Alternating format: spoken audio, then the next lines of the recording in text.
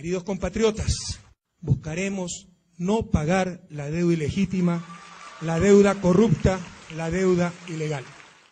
Ecuador lo que hizo fue decir, primero antes de pagar quiero saber qué debo, cómo son las deudas, cómo son los contratos. Y sobre lo que surja de ahí, voy a decir si se paga o no se paga. Que la deuda que hoy estamos pagando es la misma deuda heredada desde los años de la dictadura militar.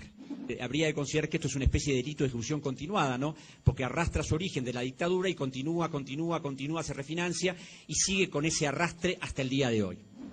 Y ahí se puede descubrir que realmente todo era también un fraude descomunal y muy parecido al argentino, las formas con que se hicieron estas cosas eran exactamente iguales en la Argentina que en el Ecuador.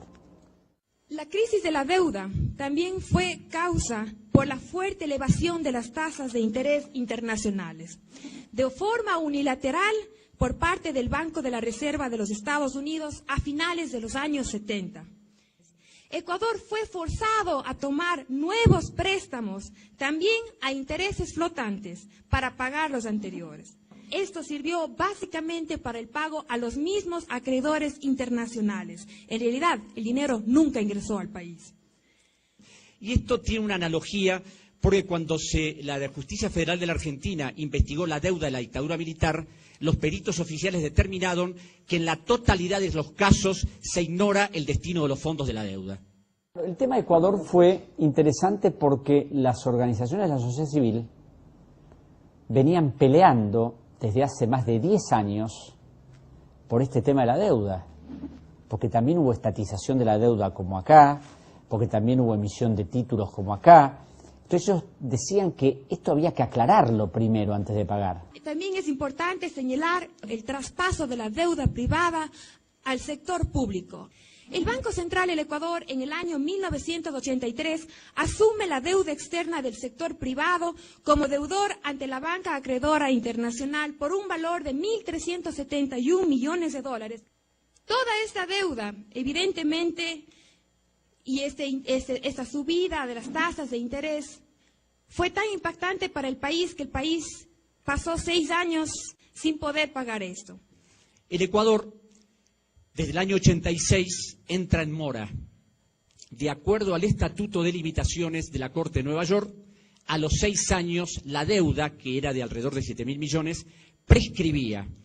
Y el 9 de diciembre en Nueva York, en un acto unilateral, se firmó la renuncia a la prescripción de la totalidad de la deuda. Hubo complicidad de los organismos del Estado. Ningún funcionario del Congreso Nacional hizo alguna objeción a este documento porque nadie sabía nada de esta ignominiosa renuncia a los derechos. Esta deuda fue nuevamente cambiada por los denominados bonos Brady. Y hubo un señor, Nicholas Brady, secretario del Tesoro, que dijo que si se cambiaba esa deuda por bonos que se podían vender en cualquier parte, se podía hacer una quita de la deuda. Y la mayor parte de los países latinoamericanos accedieron a eso. El plan Brady es el paradigma del fraude. Se pactó expresamente el anatocismo al convertir intereses en bonos que iban a generar nuevos intereses. Se estableció el compromiso de garantizar las obligaciones con la renta de los hidrocarburos en su totalidad. Entre 1992 y 1993 se exigió privatizar las entidades estatales. Deliberadamente, como oportunamente también se hizo en la Argentina, se estableció que los recursos de petróleo y de gas tenían que responder específicamente a la deuda. Yo encontré personalmente en el Ministerio de Economía, y después lo encontré en el Ecuador, 3 cartas. Una dirigida por el Fondo Monetario a la comunidad financiera, o sea, a todos los bancos. Otra por el Banco Mundial y otra por el Banco Interamericano de Desarrollo, por el BID. ¿Qué se pedía en esas cartas?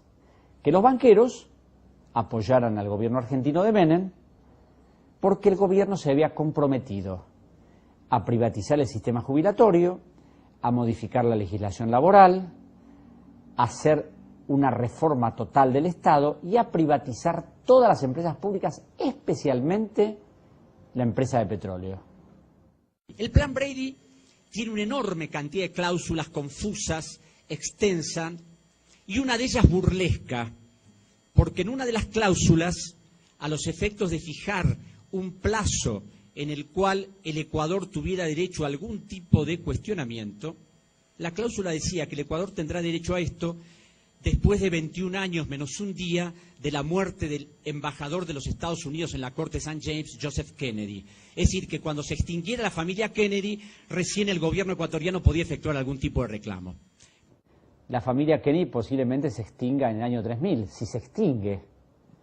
Entonces, después de esa extinción, el Ecuador va a tener que esperar 21 años más para hacer algún reclamo. Ahora, yo esto lo he consultado con juristas extranjeros y no podían entender que un país hubiera firmado eso. Porque no es una cláusula normal, es una burla, es tomar el pelo a un país. Y señores, ¿se dan cuenta que yo hago con usted lo que quiero? Pongo los plazos que quiero, digo lo que quiero y ustedes firman igual. Yo supongo que cualquier persona que firma un contrato no supone que está firmando un acto delictivo o un acto ilegal. Bueno, acá parece que sí, porque los acreedores dijeron, en caso de que esto pueda ser materia de una impugnación, vamos a obligar al país a que también renuncie a eso. Se procede entonces del cambio ahora de los bonos Brady a los denominados bonos Global. También los Global arrastran todo este proceso de ilegalidad. En estos contratos de deuda, hay que tenerlo en claro, se quebrantó el orden jurídico en su totalidad. Y estos bancos han sido los que permanentemente han estado en nuestro país, desde los inicios, y quienes presionaron a que el país se endeude. Y estos son Love Roads, Citibank, Lloyds Bank, Chase Manhattan Bank, Morgan and Youth Hutton. Milbank Tweed, Handley y McCloy debe ser el estudio de abogados más importante de los Estados Unidos. Además de asesores legales de JP Morgan y del Chase Manhattan Bank, es una oficina de abogados que prácticamente ha estructurado todos los contratos en todos los países latinoamericanos y en el Ecuador los hizo siempre, desde los finales de la dictadura militar hasta la última negociación. Milbank tuvo dos prominentes abogados, el doctor John McCloy, que fue primer presidente del Banco Mundial, y el doctor William Webster, que fue director de la Agencia Central de Inteligencia de los Estados Unidos, director del FBI, y juez de la Corte del Estado de Nueva York. Ellos mandaban los contratos a los abogados del Ecuador en Estados Unidos, Cleary, Gottlieb, y Hamilton. Estos abogados del Ecuador eran abogados formales, porque nunca cuestionaron los contratos y siempre de acuerdo al interés de los acreedores. En resumen, y como conclusiones, la estructura de todas estas operaciones, las complicidades, los manejos espurios, el quebrantamiento del orden jurídico, la renuncia a todos los derechos, la abdicación de la soberanía, la aceptación de actos ilegales, la inclusión de cláusulas contractuales violatorias de los principios generales del derecho, la convalidación del fraude como un modo convencional de someterse a las exigencias de los acreedores, desconocer que el Ecuador no es un Estado cuando contrata, sino un vulgar comerciante que puede ser tratado de cualquier manera en cualquier insignificante tribunal de cualquier país, no siéndole reconocido en ningún caso su dignidad como nación soberana en esta infame historia de la deuda de los últimos 30 años.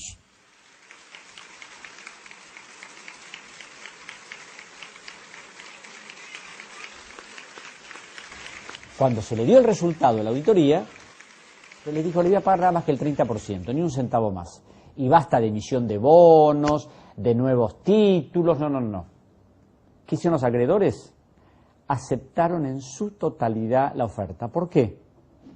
Porque sabían que si hacían un juicio contra el Ecuador tenía una auditoría donde se estaba demostrado cómo había sido todo ese proceso de deuda, y eso podía tenerles indudablemente consecuencias imprevisibles de no cobrar nunca más. La impunidad con la que siempre se manejaron los acreedores les hizo confiar en que las constancias no se conocerían nunca. Nunca imaginaron que un presidente del Ecuador, el economista Rafael Correa Delgado, quebrando una historia de décadas de claudicaciones y sometimientos, iba a interrumpir el saqueo de la República, mostrando al mundo por primera vez la arquitectura del escandaloso fraude de la deuda. Muchas gracias.